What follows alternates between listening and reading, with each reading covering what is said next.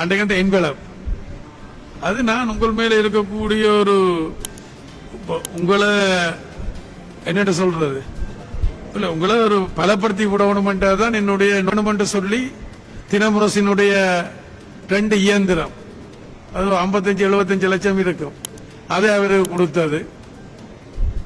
எந்த எதிர்பார்ப்பும் எனக்கு அவர்கிட்ட இருக்கையில் அதை விட ஒரு கடத்தொகுதியில 75 லட்சத்துக்கு மேல பொறுமதியான ஒரு கடத்தொகுதியெல்லாம் அவர் கொடுத்தது. அவர் மேல எனக்கு அவர் ஒரு ஒரு ஒரு ஒரு பழைய ஊடகவியலாளர், ஒரு ஆற்றல் உள்ளவர். அப்ப அவருக்கு உதவ வேணும்ன்றதுக்காண்டி தான் செய்து ஒழிய எதையும் நான் அவர்கிட்ட எதிர்பார்த்து செய்யல.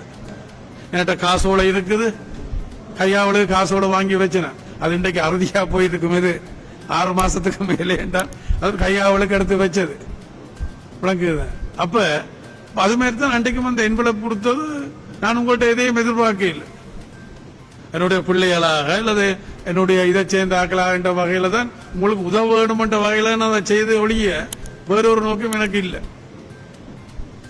சரி.